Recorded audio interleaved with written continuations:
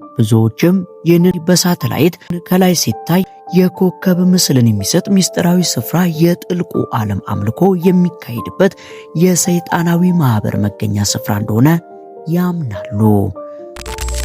ሰላም ውድ የሉሲ ቲፕስ ቤተሰቦች፣ ዓለማችን በቴክኖሎጂ ወደ አንድ መንደር እየጠበበች ብትመጣም አሁንም ድረስ ግን የሰው ልጅ ዕውቀት ሊፈታቸው ያልቻለ እጅግ አስፈሪና አስደናቂ ሚስጥራትን በሆዷ ይዛለች።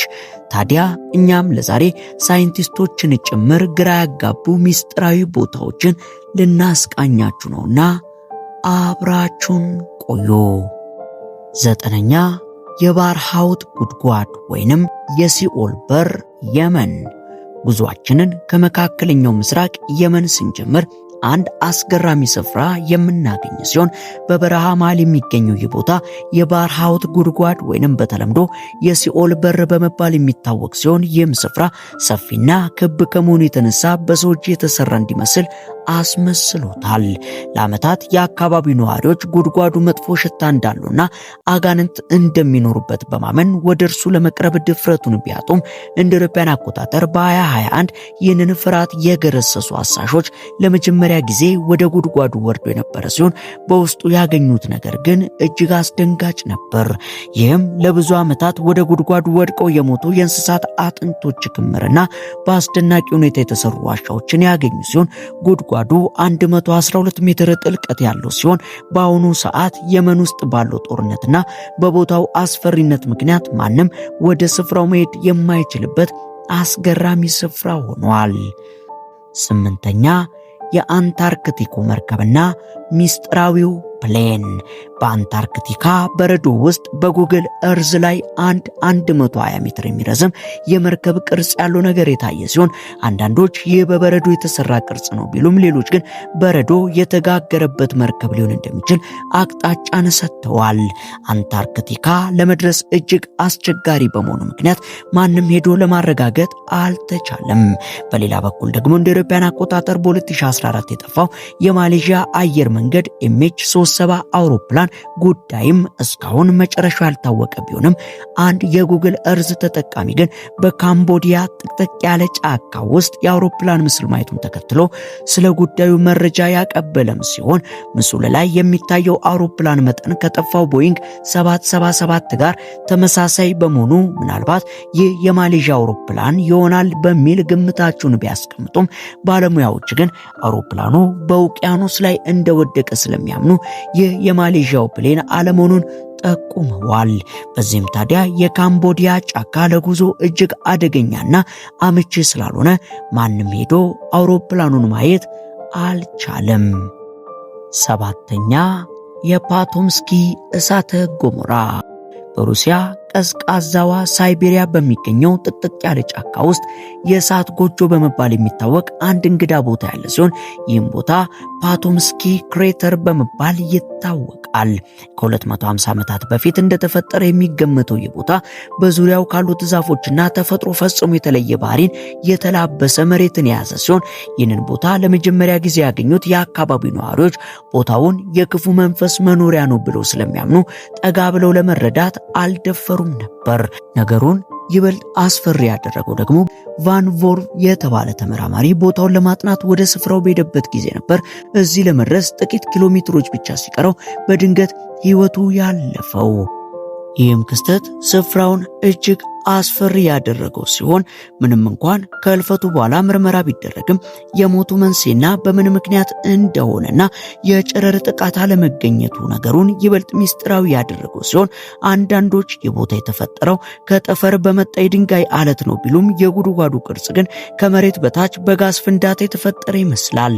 የሚያስገርመው ግን በቦታው ዙሪያ የሚበቅሉ ዛፎች ልክ እንደ ቼርኖቤል የኒውክሌር አደጋ ቦታ ዛፎች ግዙፍ ሆኖ ማደጋቸው ሲሆን እስከ ዛሬ ድረስ ይህ ቦታ እንዴት እንደተፈጠረና በሰዎች ላይ ለምን ጉዳት እንደሚያስከትል ማንም ሊደርስበት አልቻለም። 6ኛ የኑክሌር ሙከራ ጣቢያ አሜሪካ።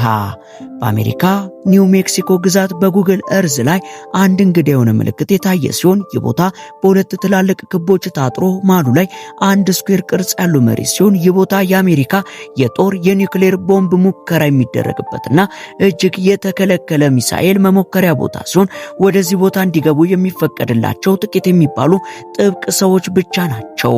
ታዲያ ማንኛውም ሰው ወደዚህ ቦታ ገብቶ ከተገኘ ከፍተኛ ቅጣት ወይንም አደጋ ሊጠብቀው የሚችል ሲሆን ቦታው በሳተላይት በግልጽ ቢታይም መሬት ላይ ግን ማንም ድርሽ ሊልበት የማይችል የተከለከለ ክልል ነው። አምስተኛ የጎቢ በረሃ መስመሮች ቻይና። በቻይና የሚገኘው ጎቢ በረሃ ለዘመናት ብዙ ሚስጥሮችን ደብቆ የኖረ ሲሆን በቅርቡ ግን በጉግል እርዝ ላይ የታዩ አንዳንድ መስመሮች ዓለምን ያስደነቁና ያወዛገቡ ነበሩ።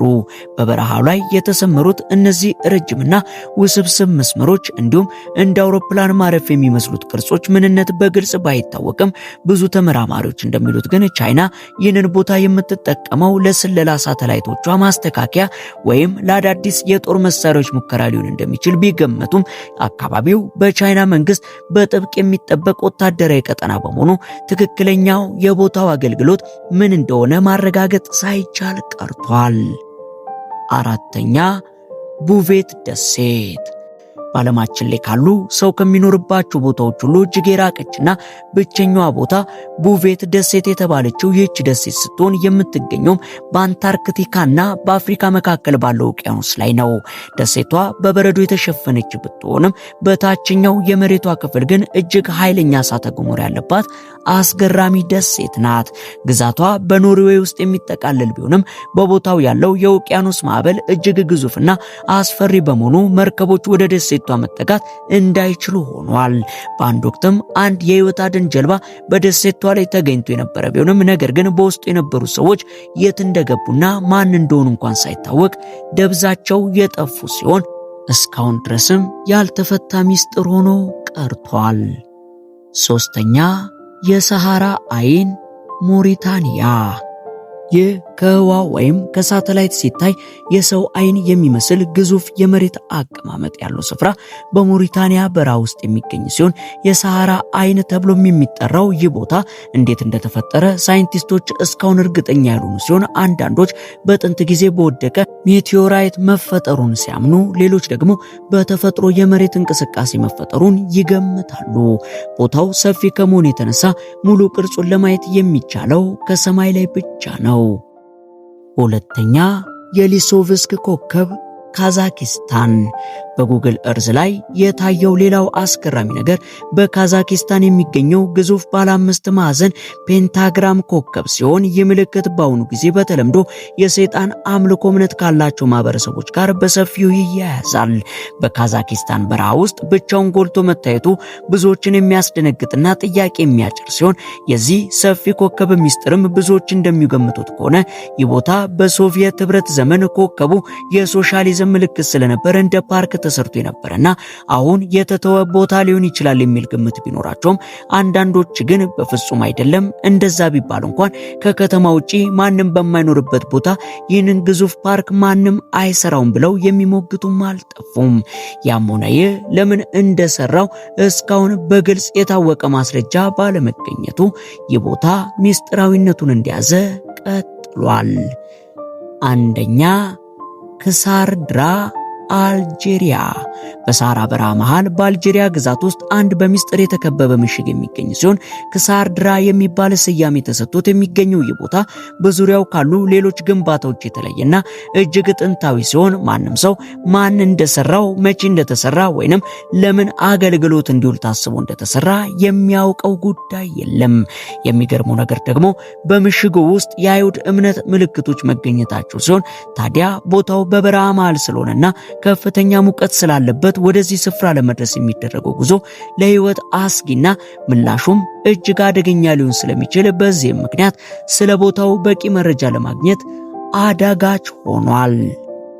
እናም እነዚህ ቦታዎች የሰው ልጅ በእውቀትና በቴክኖሎጂ ቢታገዝም ገና ያልደረሰባቸው እልፍ አእላፍ ቦታዎች እንዳሉ የሚያሳይ ሲሆን እኛም ምድር በብዙ ሚስጥራትና እንቆቅልሾች የተሞላች ናት እያልን የዛሬን በዚያ በቃን። አብራችሁን ስለነበራችሁ ከልብ እናመሰግናለን። በቀጣይ ቪዲዮ እስከምንገናኝ ቸር ቆዩልን።